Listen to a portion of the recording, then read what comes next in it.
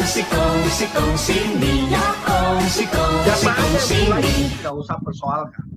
Yang penting itu betul-betul punya hati Nusantaranya, punya hati merah putihnya, Indonesianya. Jadi kalau mereka bergaulnya ya silakan saja. Nah, itu satu. Kedua, ini kenapa ya banyak ini terjadi seperti kita bilang di Jalan Asia banyak yang Chinese, ya apa? Itu kan pertokoan. Kenapa dari tadi yang disebut Bang Jaya, dari mereka mula-mula masuk termasuk orang tua saya itu ada yang hanya buruh kebun dan sebagainya. Kenapa jadi pengusaha? Karena memang diciptakan Orba. Kita ini nggak boleh kan masuk ke pemerintahan, kemana. Saya dulu ingat saya tamat SMA. Saya sebetulnya ingin mau masuk ke kedokteran. Nggak bisa.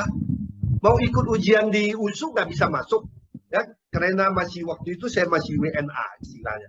Ya memang itu diciptakan dulu. Makanya inilah yang kira-kira sekarang dengan zamannya mulainya Pak Gus Dur, ya Presiden Gus Dur, ya itu sudah berubah. Dan saya baca lagi ya, ini satu lagi loh. Ini kan dimanfaatkan ya, dipolitisasi. Bahwasan ini perekonomian kita ini dikuasai oleh Chinese, sebetulnya enggak. Saya baru baca ya. Itu turunan, kita bilang turunan Chinese lah. Kita ini Indonesia, nggak ada orang Cina gitu. Ya, orang Indonesia turunan Chinese. Hanya sekitar 10 juta sampai 12 juta di seluruh Indonesia. Dari situ hanya 3% yang jadi pengusaha. Dari 3% pengusaha itu ya, kebanyakan itu pengusaha kecil, hanya ada 200 orang saja yang namanya konglomerat. Jadi sebetulnya kalau saya pernah baca ya satu apa yang di luar negeri, itu perekonomian kita sebetulnya yang menguasai ini BUMN. BUMN itu yang menguasai semua. Jadi memang ada ya, ada sekitar 200 konglomerat yang turunan Chinese. Jadi kadang-kadang itu diapakan dipolitisasi. Sebetulnya yang turunan Chinese itu ya, turunan Tionghoa, itu banyak loh yang masih susah-susah. Cuma kita lihat aja memang kebanyakan karena apa? Mereka itu memang nggak bisa mau masuk, mau jadi pegawai negeri nggak bisa, mau masuk ke polisian nggak bisa, ya ke tentara apa semua nggak bisa. Ya mau tak mau ya dagang kan. Jadi situlah mereka terkumpul-kumpul gitu, jadi pedagang. Jadi sebetulnya ini kait yang dari dulu-dulu, makanya sekarang kan sudah banyak terbuka. Dan saya ya kita masih ada. Kenapa? Ini mereka kumpul-kumpul. Saya sendiri ya waktu itu di SMA negeri. Di kelas kami ada mungkin sekitar 40 orang ya. Yang turunan itu nggak lebih dari 5 orang. Jadi dari saya aja waktu itu ya teman-teman ada juga ya. Sampai sekarang loh, ada teman saya masih tinggal di Tanjung Balai. Mereka itu rasanya takut sama yang non-Chinese itu. Aneh, kadang-kadang memang ada dibully. Nah, tapi saya sendiri nggak tahu ya, ataukah karena saya bisa bawa diri atau apa. Itu mereka itu sama saya, bayangkan hari raya Imlek itu semua itu datang ke rumah. Saya dulu ya maaf aja loh, hampir pacaran dengan ada satu orang Padang, turun apa yang asli suku Padang. Jadi memang ini semua tergantung kita. Tergantung yang lain kita bawa diri gimana, orang lain bagaimana. Kalau kita sendiri ya milih-milih semua yang apa, mamanya kita ini mesti udah universe. Jangankan kita yang lahir di Indonesia, anggap lagi orang Indonesia yang beda. Kita orang bule, orang India, orang apapun sudah manusia namanya kan, udah universe kita. Jadi saya pikir itu. Ya, jadi kalau kita bisa mulai, ya makanya tadi ya saya baca. Ini di Indonesia yang ada konglomerat itu hanya 200 orang. Kebanyakan sebagian besar itu masih pengusaha kecil. UMKM. Menengah itu ada, tadi saya ada data. Ini tulisannya LBP. Tulisan LBP. Jadi ada 6.000. Ada semua ya 260.000 orang yang pengusaha. Yang pengusaha kecil itu 260.000. 6.000 itu pengusaha menengah. 200 saja yang konglomerat. Dan LBP ya berapa hari yang lalu saya baca. Jadi begitu kira-kira. Ya, silakan Bang Alis. Tadi kalau dikatakan bahwa berdasarkan data ada 200 orang dari masyarakat atau keluarga. Nah, yang menjadi konglomeratnya atau jumlah asetnya yang apa? Ini Bang Alis, jadi gini, ada perhitungan yang menarik ya, tidak dengan absolute number ya, artinya 200 orang. Penguasaan uang itu yang dilihat. Jadi walaupun katanya di dunia ini pun 94% uang dikuasai oleh 4% orang, gitu kan. Jadi dibalik nih, ya hampir mirip hukum Pareto lah. Jadi walaupun jumlah absolute number-nya itu sedikit, tapi penguasaan bisnis atau value itu luar biasa besarnya gitu loh. Jadi itu yang mungkin yang terlihat, karena hanya beberapa orang yang menguasai hampir seluruhnya. Sementara yang tadi dikatakan, saya tahu banyak juga orang-orang Cina itu yang hidupnya memprihatinkan. Bahkan sering kalau kadang ngobrol, ini saya kena imbasnya nih. Ya, yang mereka konglomerat kita kena imbasnya. Banyak yang seperti itu. Misalnya di kelenteng banyak ditemukan seperti itu. Jadi kalau Amin saya pikir sulit juga ya pendekatan dengan number of people itu, jumlahnya orang sekian. Tapi kan bisnis mereka cukup besar sebenarnya, menguasai lini bisnis cukup besar gitu loh. Ya, saya setuju. Karena bagaimanapun kan saya berdasarkan pengalaman juga ya. Dulu ada nasabah saya, dia 1 orang. Ya, tapi yang berkaitan dengan UN ada 100 orang. Ya totalnya 2M juga. Ya kan begitu. Jadi kalau mau bicara tentang orangnya memang 1 orang dia. Iya. Menjadi pengusaha. Tapi oke. Kayaknya. Itu 2M lebih besar dia kan begitu. Jadi itu yang kadang-kadang membuat apa. Tapi ya kita harapkan sekarang ya. Tapi ini semuanya ya jangan kita semua dengan akal sehat. Yang penting satu, ada kita merah putihnya itu. Ya, keindonesiaannya kita. Itu aja. Keluarga kita saja ada yang nggak benar juga. Jangankan satu Indonesia ini atau satu suku. Di satu keluarga aja ada yang baik, ada yang nggak benar. Itu kita harus akui di semuanya. Jadi saya kira itu semua. Saya senang sekali Pak Is ya, teman-teman, abang-abang saya kapan-kapan bisa disetting lagi. Saya senang sekali bisa apa, tapi saya udah kelewatan lama. Ada kurang lebihnya. Ini masih bisa dipanjangkan lagi, Amin. Ini kalau saya bicara produk yang dipakai, panjang lagi. Oke. Meeting sama meeting. Ya. Thank you. Sekarang kira Pak Agus yang kita keroyok ini. Ya. Tapi dia Agus itu bukan Agus Cina dulu. Dia Agus Cina sekarang kan begitu ya.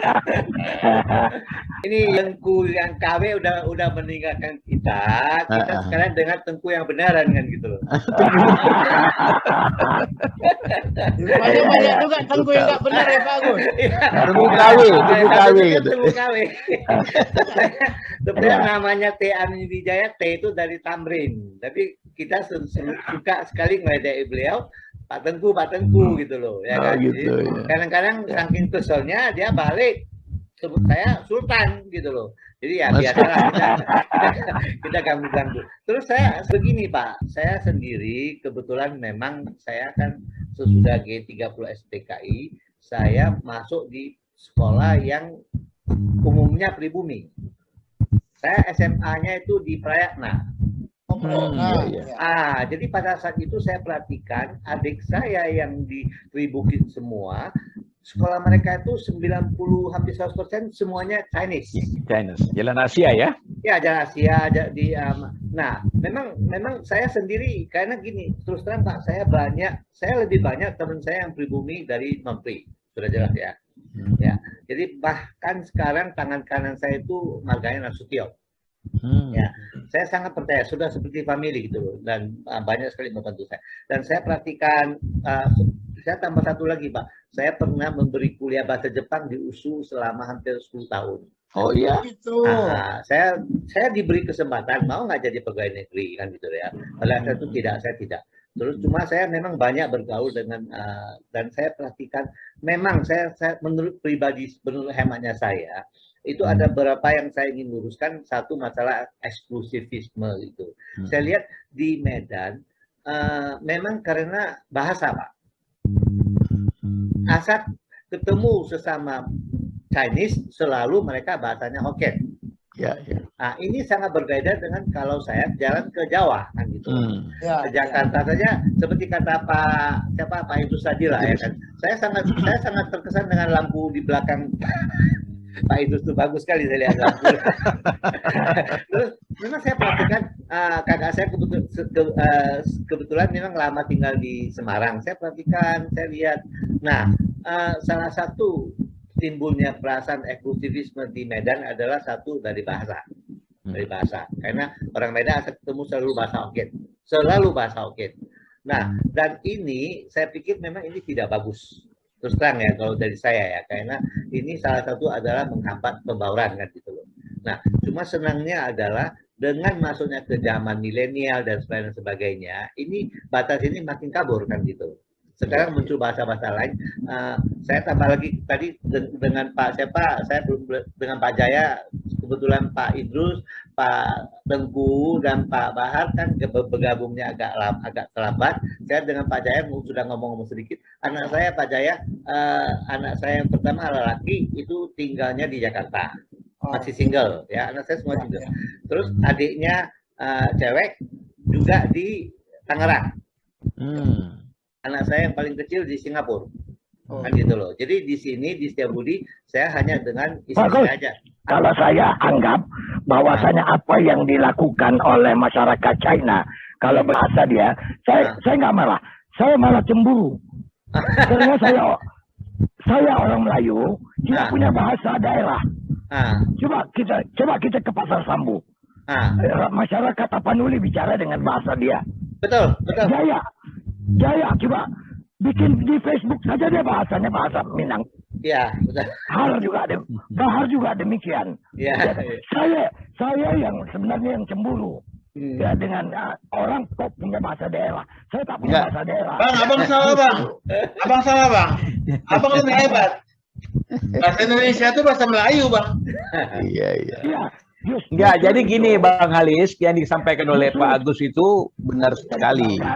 Ya, enggak, tengok. Bahasa itu Bang, aku potong ya. Bahasa itu, misalnya contoh gini ya. Di kantorku dulu, begitu berkumpul 4 orang saja, orang Cina. Mereka bahasa Cina.